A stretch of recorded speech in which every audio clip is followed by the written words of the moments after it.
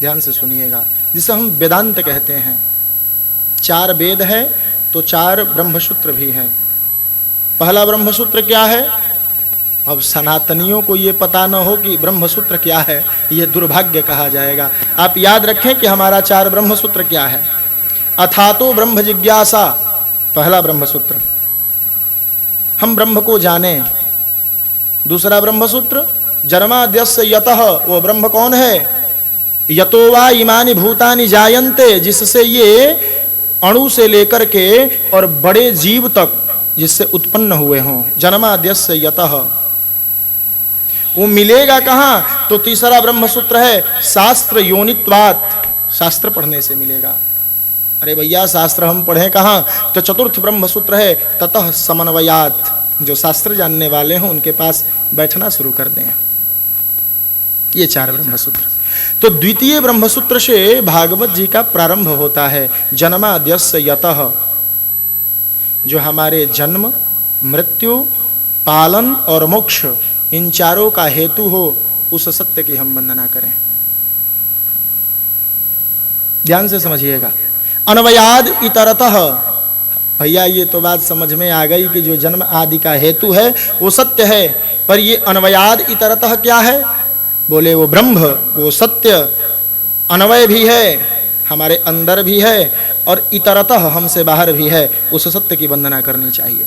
द्वितीय स्कंद में भगवान स्वयं से कहते हैं, भैया मैं कौन हूँ? अंतः पुरुष रूपेण काल रूपेण यो वही, मैं आत्मा बनकर के अंदर निवास करता हूँ और काल बनकर के बाहर परिक्रमा देता हूँ।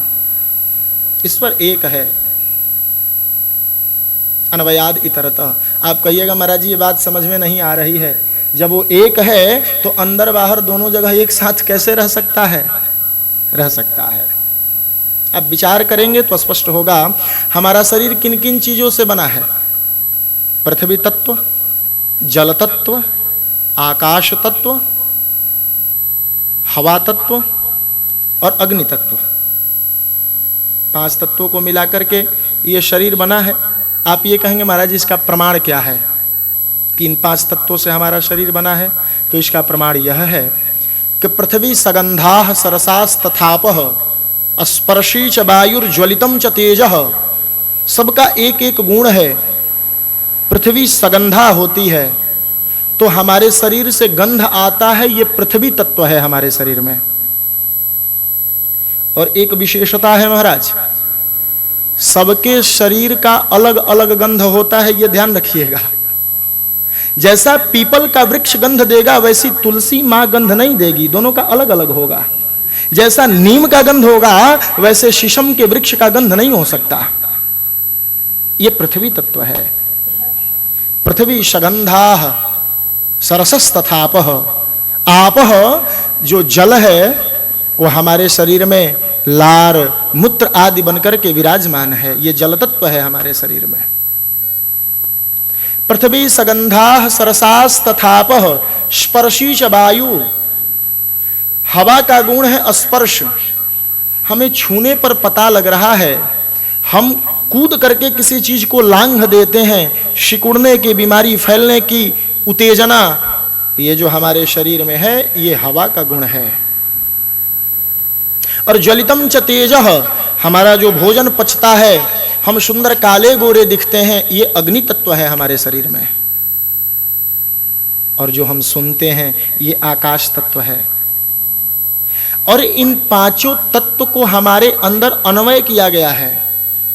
ये 5 तत्व हमारे अंदर हैं, पर हमारे अंदर रहते हुए भी ये 5 तत्व हमसे बाहर भी है। पृथ्वी यहाँ है, आकाश ऊपर है, पानी नदी में है, चूल्हा में अग्नि है, हवा वायुमंडल में है।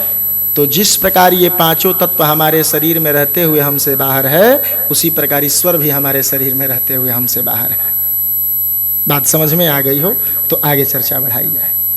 अन्वयाद इतरतः, जन्माद्यस्य यतोन्वयाद इतरतश्चार्थेष्वभिज्ञः स्वराट्। व्यास जी कहते भैया वह सत्य जो है वो स्वभिज्ञ है, सब कुछ जानने वाला है। अरे महाराज ये कैसे दावा कर रहे हैं आप? एक कुतर्क करने वाला व्यक्ति गया एक महात्मा जी के पास, उसने कहा महाराज जी आप कह रहे हो कि भगवान सब कुछ जानते, मैं कह रहा हूं भगवान सब कुछ नहीं जानते। बोले भैया देखो, भगवान पर संदेह नहीं किया जाता, ईश्वर वेद गंगा संत महात्मा परीक्षण का विषय नहीं है। बोले महाराज जी आप प्रमाणित करके दिखा दो, मैं मान जाऊंगा कि भगवान सब कुछ जानते हैं। महात्मा जी बोले बेटा समय आएगा तो बता दूंगा। एक दिन महात्मा जी गर्मी के दिनों में उसी व्यक्ति के साथ यात्रा करने लगे। भगवान कैसे सब कुछ जानते हैं इस बात को उसी की भाषा में समझाना पड़ेगा। दोपहरी थी महाराज, लोग विश्राम करने के लिए एक बटवृक्ष के नीचे सो गए। बटवृक्ष मतलब बरगद का वृक्ष। बरगद के वृक्ष के नीचे सो गए तो दोपहर के समय थोड़ी सी हवा चली तो नींद आ गई। महात्मा जी भी सो गए, कुतर्क करने वाला व्यक्ति भी सो गया। और सोने से पहले चर्चा की, महाराज जी आज तक आपने ये नहीं बताया कि भगवान कैसे सब कुछ जानने वाले हैं। भैया कुतर्की लोग जब पॉइंट पकड़ लेते हैं तो बार बार उसी घाव पर दर्द बनाएंगे। आप क्या कह रहे हैं इस विषय में? तो महात्मा जी ने कहा काहे को जिद किए हो भैया, आप थोड़ी चुप रह लो, ईश्वर अपना जवाब स्वयं दे देगा। क्योंकि महात्माओं को एक आस एक विश्वास सिर्फ राम पर होता है। क्योंकि महात्मा वो तभी बने हैं जब सबसे धोखा खा चुके हैं, वरना महात्मा क्यों बने होते? पिछले कई जन्मों में उन्हें वैराग्य हो गया होगा, पत्नी कुछ नहीं है, बेटा कुछ नहीं है, वो जन्म जन्मांतर का पुण्य जुटता आया, इस जन्म में महात्मा हो गए। सब अपने कर्म का खेल है। तो जैसे ही सोए एक बरगद का फल गिर करके नींद खराब कर दिया। फल टूटा वृक्ष से और उस कुतर्की व्यक्ति के नाक पर गिरा, नींद टूट गई। महात्मा जी को जगाया, प्रभु जगिए, मैं कहता था कि भगवान सब कुछ नहीं जानते, देखिए कितनी गहरी नींद में मैं सोया था, ये फल गिरा और मेरा नींद खराब हो गया। महात्मा जी ने कहा बेटा मैं अभी भी कहता हूं कि भगवान सब कुछ जानने वाले हैं। कुतर्की ने कहा अच्छा ये बताइए, इतना बड़ा वृक्ष है और इसका फल देखिए कितना छोटा है, और लौकी कोहणे का वृक्ष का फल इतना बड़ा बड़ा होता है पर वो स्वयं से खड़े भी नहीं हो सकते, बताइए भगवान कैसे सब कुछ जानने वाले हैं? चाहिए तो ये कि पीपल बरगद के जैसे बड़े वृक्षों का फल इतना बड़ा बड़ा होना चाहिए, और जो वृक्ष अपने से खड़े नहीं हो सकते, जो पौधे, उनका फल छोटा छोटा होना चाहिए। पर यहां तो स्थिति विपरीत है।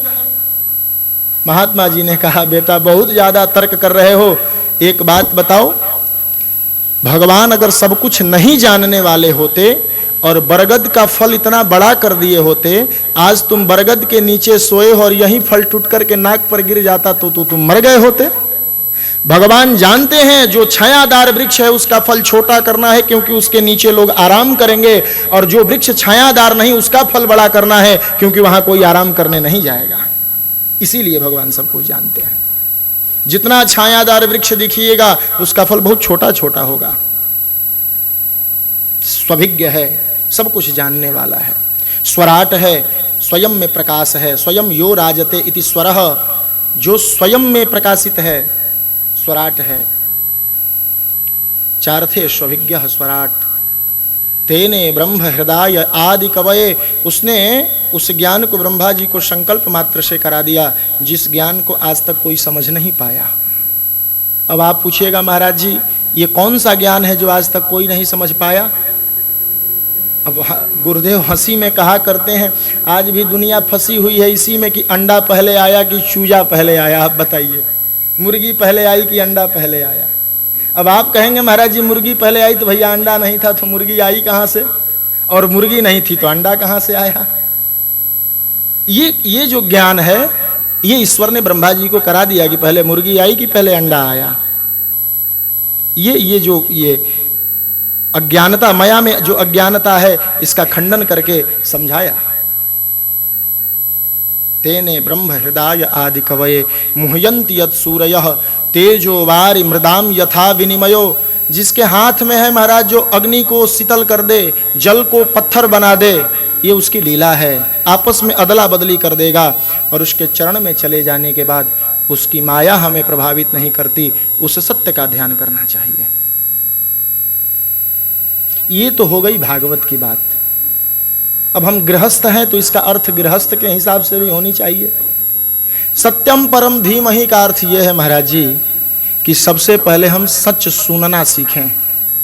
हम सच नहीं बोल रहे कोई बात नहीं, पर हम सच नहीं सुन रहे इसका मतलब हम अपने को अंधकार में डाल रहे हैं।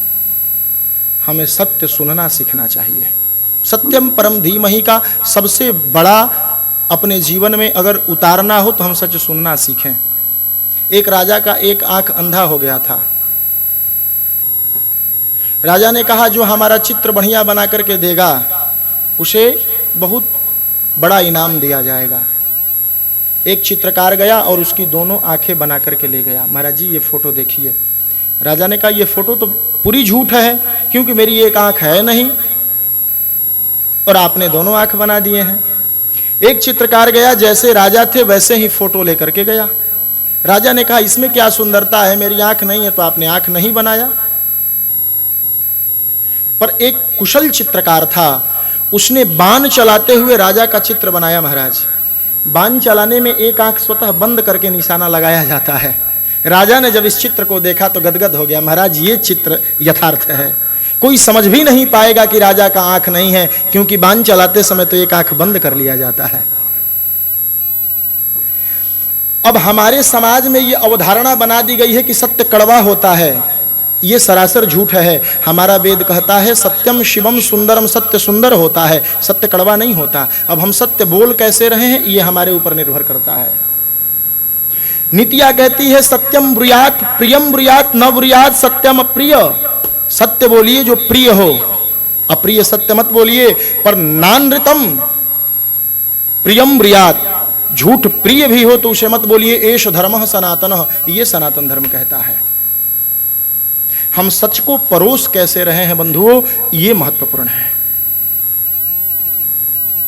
और सरल भाषा में समझा जाए सत्यम परम धीमहि को तो ये जानिए कि व्यास जी ये आदेश कर रहे हैं बंधुओं, आप भगवान विष्णु को माने। भगवान विष्णु को मानने का अर्थ क्या है? ये केवल भागवत की बात नहीं, हमारे सनातन धर्म के प्रत्येक क्रियाकलापों में ये बात बताया जाता है कि हम भगवान विष्णु को ही माने। आप कहेंगे महाराज जी आप ये क्या कह रहे हैं? हम आपको भटका नहीं रहे। आपके घर में बच्चे का जन्म होता होगा तो बच्चे के जन्म में सोहर दुर्गा जी का होता है क्या? रामकृष्ण का सोहर होता है महाराज। मतलब माताएं वहां बताना चाहती है जीव भले तू गर्भ से बाहर आ गया है पर मानना तुम्हें रामकृष्ण को ही है। वहां दुर्गा जी का सोहर नहीं होता। हम ये नहीं कह रहे आप भगवती को मत माने, शक्ति नहीं होगी, शक्तिमान की स्थिति शून्य हो जाएगी। पर शक्ति से अधिक महत्वपूर्ण शक्तिमान है। हम विष्णु को माने।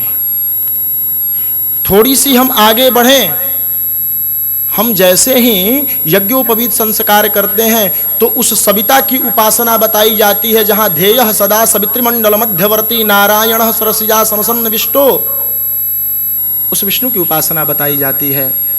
थोड़ा सा आगे बढ़े, हमारा विवाह होने लगे तो माताएं गीत गाती है, आवसु राम चौक चढ़ी बैठस। वहां शिव जी दुर्गा जी कहाँ आती है? वहां राम जी ही आते हैं। आवस राम चौक चढ़ी बैठस। थोड़ा सा और बड़ा हुए, हम मर